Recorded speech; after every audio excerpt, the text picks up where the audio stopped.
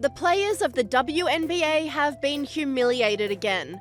A group of players were brutally denied entry into a club following an all-star game last week, resulting in a very awkward and embarrassing situation. The all-star game, so like, I'm sorry, we don't need, I ain't even trying to be funny, but we should not be waiting in no line. Oh, God. Yeah, come on, you better hurry up while we get in. They going in. Come on. We getting in right now, come on. Yeah, she with me. What you doing? I know. I need to count. I need Tati, to go. Tati, go. I'm good. Tati, go. Y'all with me. Go, Mom. These are my people. Man, y'all, why we finna fucking go, bro? Because they doing too much. Come on. We can go somewhere else. Come on. I'm sorry. Come on, bro. Go. Online commentators mocked the entitlement of the women, with this person saying, "This is actually funny. Arrogance derailed." And this commentator agreed, saying the entitlement oozes from these women. The embarrassing incident came after the WNBA team took to the court, wearing t-shirts demanding they be paid what they are owed.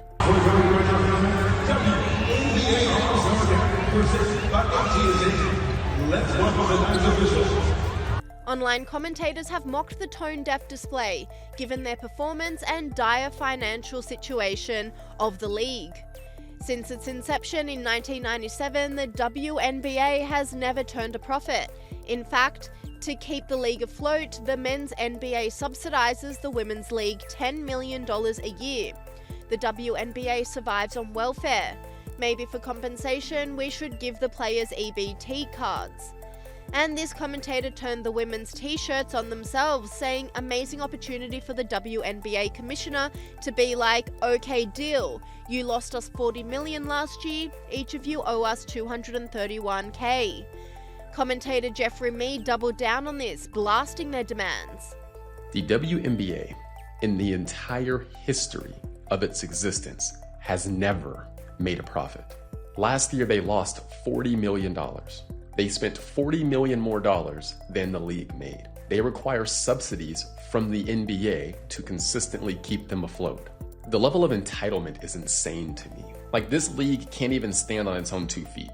And the players are saying, give us more money. Again, they need money from the men's league to keep them afloat. So rather than saying, let's become entertaining, let's become better, let's do better, let's draw larger crowds, and then let's actually be profitable for a period of time before we demand more money. No, let's just demand more money, even though $40 million is being subsidized each year to keep our league afloat.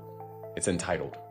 And WNBA player Angel Reese has been mocked after threatening to sit out games if salary negotiations don't go her way. Commentators hilariously mocked the threat, saying, "That will really disappoint the 14 people who watch the WNBA." And the dire state of the game has been likened to the dire state of some woke media companies, with many saying Stephen Colbert's recent axing proves that he is the WNBA of television. So what I would see as the connecting tissue between Stephen Colbert and the WNBA players who walked out in the pay us what you owe us t-shirts is you're actually overpaid relative to the success that you are putting out into the marketplace. Stephen Colbert, your show loses $40 million a year. Why do you deserve the right to continue that show?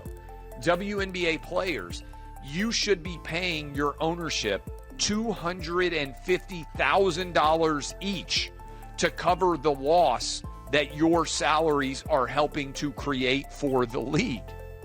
And Sky News host Rita Panahi hilariously mocked the whole saga. It's time for Lefties Losing It. Let's start with the WNBA. They had a humorously named All-Star game this weekend, and the players all wore these absurd t-shirts saying, "Pay us what you owe us."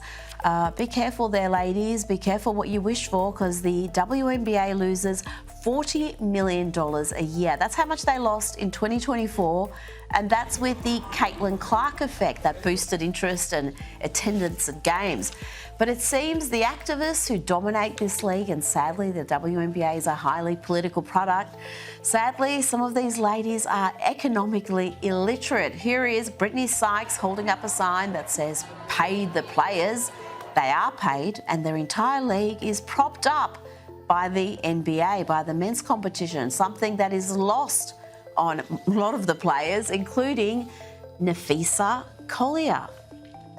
Put in the blood, sweat, and tears for the new money that's coming in, and so we feel like we are owed a piece of that pie that we helped to create.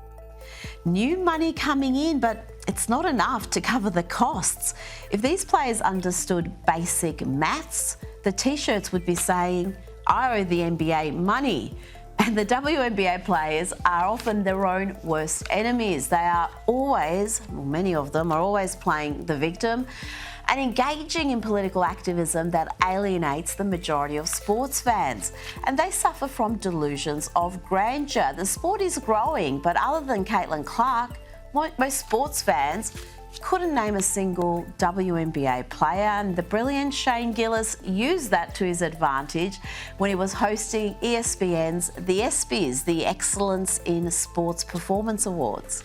Four-time WNBA All-Star Brittany Hicks is here. Give it up for Brittany, everybody. I'm joking around. That's my friend's wife. I knew none of you knew WNBA players. That's crazy. You clap for that.